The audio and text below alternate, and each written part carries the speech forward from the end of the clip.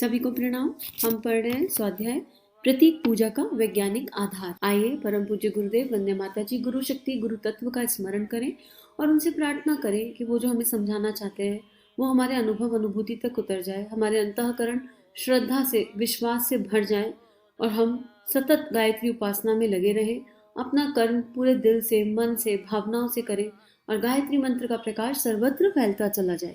इसी भावना के साथ एक गायत्री मंत्र समूह की शक्ति को अंतःकरण में अनुभव करते हुए ओम भूर्भुवः स्वः तत्सवितुर्वरेण्यं भर्गो देवस्य धीमहि धियो यो नः प्रचोदयात्। इतना सुंदर स्वाध्याय जिसमें गुरुदेव ने बुत परस्ती को हटा के प्रतीक पूजा की स्थापना को, उसकी वैल्यूज को, उसकी प्रिंसिपल्स को समझाया और साथ में हमें उसका वैज्ञानिक तत्व दर्शन बताया कि प्रतीक पूजा का अर्थ क्या है। उसका पूरा एक एक स्टेप गुरुदेव ने अब तक के स्वाध्याय में हमें समझाया। अब आगे गुरुदेव हमें ये बोल रहे हैं कि प्रतीकों की उपेक्षा कर सकते हैं। मित्रों, क्या हम प्रतीकों की उपेक्षा कर सकते हैं और अगर हाँ तो कितनी कर सकते हैं? नहीं, हम प्रतीकों की उपेक्षा नहीं कर सकते। प्रतीकों के माध्यम से हम उस ज्ञान को जो हमारी भारतीय संस्कृति का मूल है हर आदमी के गले में उतारने की कोशिश करेंगे। इंजेक्शन की सिरिंज के बिना हम किसी भी तरीके से दवा आपके खून में प्रवेश नहीं करा सकते। दवा हमारे पास बहुत बढ़िया वाली रखी है, उसको इंजेक्शन से लगाने के लिए सुई तो हमको चाहिए ही। सुई क्या है मित्रों? सुई जिसको हम प्रतीक पूजा कहते हैं, इसके अंदर जो दवा भरी जाती है, जो सिरिंज लगाई जाती है, वो क्या है? वो है जिसको हम विचारणाएं कहते हैं, भावनाएं कहते हैं, दिशाएं कहते हैं, जिसके लिए हमें प्रतीक पूजा के बराबर में फड़फड़ाकर आगे बढ़ना होगा। प्रतीक पूजा के लिए हमको कदम बढ़ाना पड़ेगा और हिम्मत बढ़ानी पड़ेगी। गांव गांव में मंदिर और मोहल्लों में मंदिर, घर घर में मंदिर हमको स्थापित करने होंगे, फोटोग्राफ के माध्यम से, तस्वीरों के माध्यम से, क्योंकि मूर्तियों के साथ रिद्धि सिद्धि का वहम शामिल हो गया है। इसलिए हम मूर्तियों को इतना प्रोत्साहन नहीं देंगे, क्योंकि लोग हर मूर्ति को चमत्कारी कहने लगते हैं। ये क्या आफत आ गई? चमत्कारी किसी को मत कहिए, उसको आप प्रतीक कहिए। इसलिए हम थोड़े दिनों तक ये कोशिश करेंगे कि मूर्तियां कम से कम स्थापित हो जाएं और तस्वीरें ज़्यादा से ज़्यादा स्थापित हो जाएं। अब यहाँ पर मूर्ति और तस्वीरों का अंतर समझने की आवश्यकता है। मूर्ति वो जो 3D इमेज में होती है, जिसको हम ट्रैवल करा सकते हैं। मतलब तस्वीर तो हो गई कि आपने दीवार में लगा ली, जैसे विग्रह आता है, लेकिन मूर्ति वो हो गई जिसको वस्त्र पहनाए जाते हैं, जिसके साथ हम समय बिता सकते हैं। वो तो गुरुदेव क्या कह रहे हैं कि मूर्ति में क्या होता है, जैसे भगवान की मूर्ति है, मंदिर है, तो हम उसमें अंधविश्वास में उलझ जाते हैं, चमत्कारी मानने लगते हैं। लेकिन इस कुछ लोगों के अंधविश्वास के चलते, कुछ लोगों की नासमझी के चलते प्रतीक पूजा के महत्व को झुठलाया नहीं जा सकता। प्रतीक पूजा बहुत इंपॉर्टेंट है और इसको हम समझते आ रहे हैं। जैसे हमारे प्रियजनों का फोटोग्राफ हमने साइंटिफिकली समझा कि हमारा ब्रेन इमेजेस पर जो ब्रेन है वो इमेजेस पर काम करता है और कैसे इमेजेस हमारे ब्रेन में घटित होती रहती हैं। अब मान लो आपको यज्ञ समझाया जाए, यज्ञ के बारे में सब कुछ बताया जाए, लेकिन आपसे कभी यज्ञ करवाया ना जाए तो आपको वो अनुभूति फील नहीं होगी। एक छोटे बच्चे को हमें जो है ए फॉर एप्पल सिखाना है, लेकिन उसे कभी एप्पल हाथ में ना दिया जाए तो उसको वो लर्निंग नहीं हो पाएगी जो हाथ में एप्पल लेने के बाद, उसको फील करने के बाद होगी कि हाँ ये टेंजिबल है, इसको हम छू सकते हैं। ऐसे ही पूजा का अपना एक महत्व है, प्रतीक पूजा का अपना एक वैल्यू है। तो गुरुदेव ने कितना सुंदर यहाँ पर एग्जाम्पल दिया कि जब ओरल दवाई नहीं खा पाते तो दवाई को इंजेक्शन से डालना पड़ता है, और यज्ञ ना एक तरह का इंजेक्शन है। क्यों है इंजेक्शन एक तरह का? प्रतीक पूजा एक तरह का इंजेक्शन है। क्यों है? इसमें जो सुई है वो किसका काम कर रही है? प्रतीक वो एक सुई मात्र है। उसमें जब हम विचारना और भावना मिला देते हैं, विचारना भावना मेरी होगी। अब आप कोशिश करके देखो, इमेजिन करो आप रावण की मूर्ति सामने रख के कभी पूजा कर सकते हो क्या? क्योंकि रावण बोलते ही एक विचारना आ गई मन में। क्या विचारना आई? अरे रावण की पूजा कौन करता है, वो तो बड़ा अहंकारी था। ये कहाँ से आया? ये हमारी भावना और विचारना बनी हुई है। रावण एक बहुत बड़ा प्रकांड पंडित भी था, लेकिन फिर भी हम उसकी पूजा नहीं करेंगे क्योंकि वो श्रेष्ठ गुणों का संपूर्ण समुच्चय नहीं था। तो नाम ने एक इमेज दिया ना दिमाग में, और उस इमेज से एक धारणा बनी और मन ने रिजेक्ट किया, नहीं इसकी पूजा नहीं हो सकती। कितना इंपॉर्टेंट है प्रतीक पूजा, अब समझने की कोशिश कीजिए। तो गुरुदेव यहाँ पे यही बात कह रहे हैं कि वो एक सुई है। आपने जो भी सामने रखा है, जो भी मूर्ति आपने सामने रखी है, और मूर्ति की जगह गुरुदेव तस्वीर की बात कर रहे हैं। आप घर का एक स्वच्छ सुंदर निर्मल कोना लो और अपनी दीवार में फिट करा दो, ज्यादा कुछ नहीं। अगर स्टैंड लग गया तो स्टैंड से लगा दो, एक चौकी ला के उस पर रख दो। स्थापना भावना और विचारना से होनी चाहिए। आप जिसको भी लाएं उसके गुणों का सतत चिंतन आपके भीतर होते जाए। तो गुरुदेव यही कह रहे हैं, ये विचारना और भावनाएं हैं जो हमें दिशा देती हैं, और हमें इन विचारना और भावनाओं को और बढ़ाना है और बढ़ाना है। इनको कहाँ तक ले जाना है? वहां तक ले जाना है जहां तक पूरा एनवायरमेंट गायत्री में ना हो जाए। तो हर घर में गायत्री की स्थापना, हर घर में आदिशक्ति का प्रकाश होना ही होगा। क्यों क्यों होना होगा आदिशक्ति का प्रकाश? क्योंकि बुद्धि सबके पास है, समस्या सद्बुद्धि की है। बुद्धि से तो पता नहीं क्या क्या हो रहा है, बुद्धि से डॉक्टर स्मगलिंग कर रहे हैं बॉडी ऑर्गन्स की, ये बुद्धि के स्तर पर हो रहा है। लेकिन सद्बुद्धि होती तो ऐसा नहीं करते। बुद्धि के स्तर पर अपनी अपनी प्रतिभा को का मिसयूज बिल्कुल हाईएस्ट एंड पर किया जा रहा है। लेकिन यही सद्बुद्धि होती तो अपनी अपनी प्रतिभा को देश के काम के लिए लगाते। इतनी वल्गरिटी परोसी जा रही है, इतने गंदे गंदे गाने आने लग जाते हैं जिनकी कोई लैंग्वेज नहीं है। वो क्या किसी कला से नहीं आ रहे? कला है लेकिन बुद्धि के आधार पर है, सद्बुद्धि के आधार पर नहीं है। तो कला का मिसयूज हो रहा है, पूरे राष्ट्र को भ्रमित करने की कोशिश की जा रही है। तो यही बात गुरुदेव यहाँ कह रहे हैं कि हम गायत्री को जन जन तक पहुंचाएंगे, हम प्रतीक पूजा की वैल्यू को वापस जगाएंगे, सही तरीके से जगाएंगे, उसके तत्व दर्शन के साथ जगाएंगे। एक एग्जाम्पल शायद मैंने कभी पहले भी लिया होगा। जब मैं ये स्वाध्याय कर रही हूँ तो मुझे बार बार स्मरण हो रहा है कि मेरे अपने घर में अब काफी टाइम से अलग अलग घर में तस्वीरें लगी हुई हैं वॉल्स पर।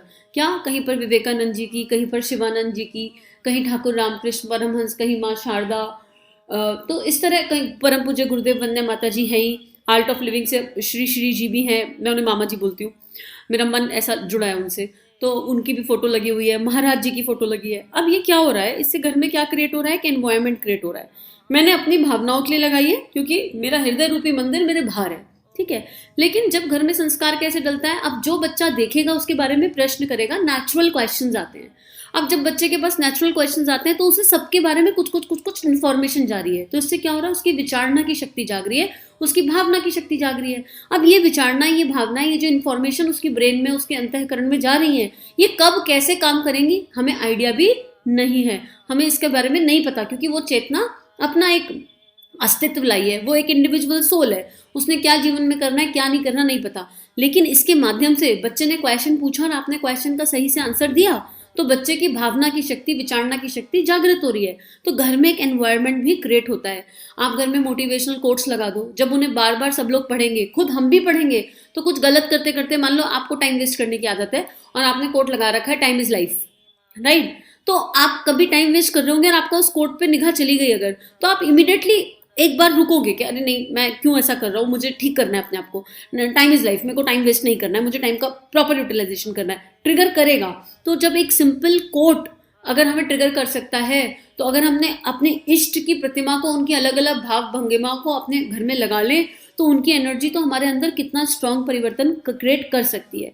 तो यही बात गुरुदेव बार बार हमसे समझाने की कोशिश कर रहे हैं कि अब हम ये प्रयास करेंगे कि हर जगह भारतीय संस्कृति का मूल स्थापित हो। और भारतीय संस्कृति का मूल क्या है? गायत्री माता, यज्ञ पिता। तो गायत्री माता क्यों? क्योंकि वो विवेकशीलता की, क्रियाशीलता की, अर्थात अच्छे कर्म, अच्छे स्वभाव का संवर्धन करने वाली शक्ति है। और वो हमें अपने अच्छे विचार को, अच्छे स्वभाव को अक्षुण्ण बनाकर रखना ही है। हमें एक नए मनुष्य की रचना करनी ही है। किसके भीतर? अपने भीतर। हमारे भीतर मानवता जाग जाए, हमारे भीतर मनुष्यता जागता है, बस वो पर्याप्त है। इसके अलावा कुछ करने की आवश्यकता नहीं, क्योंकि आत्मनिर्माण समाज की सबसे बड़ी सेवा। और गुरुदेव ने एक ही चीज बोली, मनुष्य में देवत्व का अवतरण। और मनुष्य में भगवान का अवतरण कैसे होगा?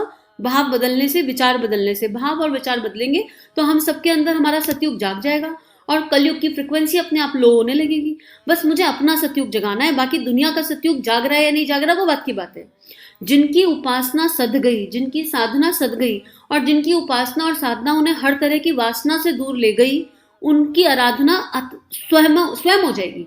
अपने आप, कुछ करना नहीं पड़ेगा। एक मणि में से प्रकाश अपने आप निकलता है। मणि के प्रकाश को कहना नहीं पड़ता भाई तू निकल। जैसे दिए को तो जगाना पड़ता है, फिर भी दिए को जगाने के लिए एफर्ट करने पड़ते हैं, बाती देखो, घी डालो, ध्यान रखो, लेकिन मणि में से प्रकाश निकलता चला जाता है, स्वतः प्रकाशित होती है। तो अब गुरुदेव यही बात कह रहे हैं। गुरुदेव के उसके लैंग्वेज में इसको पढ़ने की कोशिश करते हैं। मनुष्य में देवत्व का अवतरण करने के लिए, मनुष्य में भगवान का अवतरण करने के लिए और जमीन पर स्वर्ग को लाने के लिए हम यही कहेंगे कि इन प्रतीकों को, इन सिंबलों को आप फिर से संभालिए, क्योंकि ये हमारी बंदूकें हैं, ये हमारे हथियार हैं। और इन हथियारों के माध्यम से मनुष्य की अज्ञानता से हमें लड़ाई लड़नी है। ये हमारी छेनी हथौड़े हैं। इन छेनी हथौड़ों को हम दूर नहीं फेंक सकते, हम अपने इन औजारों को दूर नहीं कर सकते, बल्कि इनको ठीक करेंगे और इनको ठीक तरीके से दुनिया के काम में लाएंगे।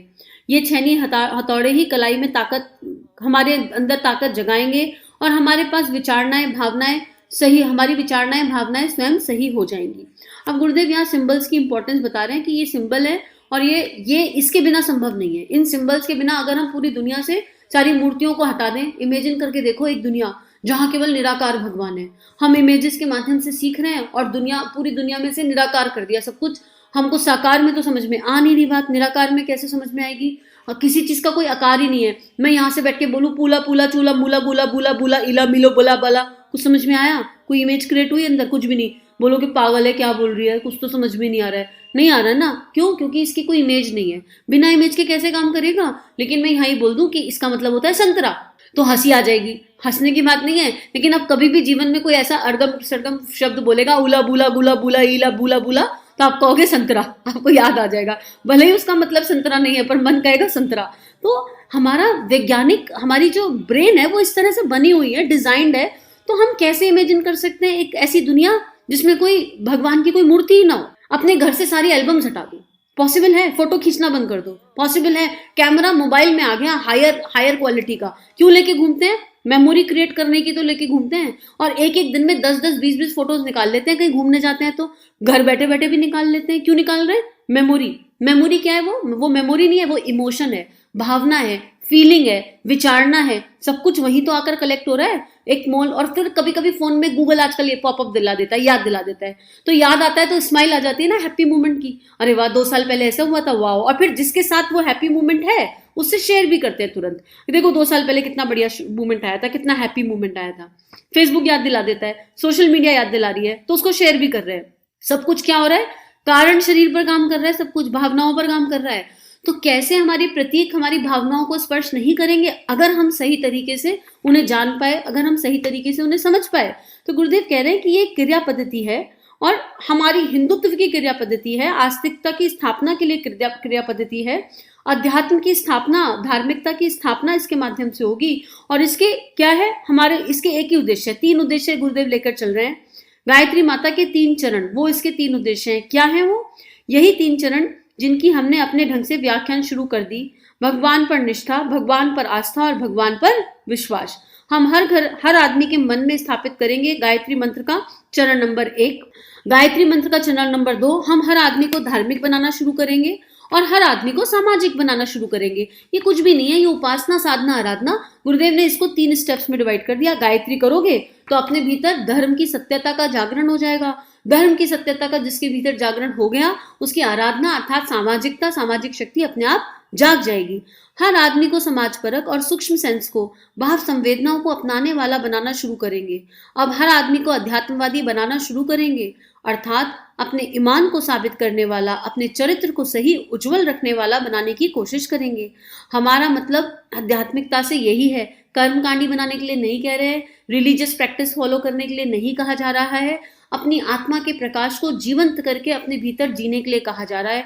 तो नोट कर लो कि जो कहा जा रहा है वो और जो हमारा जीवन है वो, इसमें अंतर कितना है, गैप कितना है। बस इस गैप को पूरा करने का नाम ही आध्यात्मिकता है। बस जो गुरु ने कहा, गुरु का वाक्य ब्रह्म वाक्य, जो गुरु ने कहा वो और मेरे जीवन में कितना डिफरेंस है, उस डिफरेंस को मार्क करना है और जीवन भर उस खाई को पूरा करने का नाम आध्यात्मिकता है। उस खाई को पूरा करने का नाम, फिल करने का नाम समर्पण है। उस खाई को फिल करने का नाम श्रद्धा है, विश्वास है। इतना ही गुरुदेव बता रहे हैं कि धर्मनिष्ठ हो जाओ, इन सब की स्थापना कर लो। गायत्री मंत्र के तिरंगे झंडे को अपने शिखा स्थान पर, अपने हृदय में, अपनी आत्मा में बसा लो, क्योंकि गायत्री हमारे पूर्वजों का दिया हुआ दिव्य उपहार है। हमारे ऋषियों ने उससे प्यार किया है। पूरी सृष्टि की रचना ब्रह्मा ने आदिशक्ति माँ गायत्री से की है। तो गायत्री ही हमारी सांस है, हमारा प्राण है, हमारा विश्वास है, हमारा आधार है, हमारा सब कुछ है। ये पुस्तक यहाँ समाप्त होती है, स्वाध्याय यहाँ समाप्त होता है, लेकिन इतना सरलतम गुरुदेव ने स्वाध्याय के माध्यम से गायत्री साधना, गायत्री आराधना को बना दिया और हमारे भीतर वो विवेक जगा दिया। तो आप सभी को बहुत बहुत धन्यवाद। हम सभी का जीवन गुरु तत्व के दिव्य सूक्ष्म सानिध्य में मंगलमय है। सभी को प्रणाम।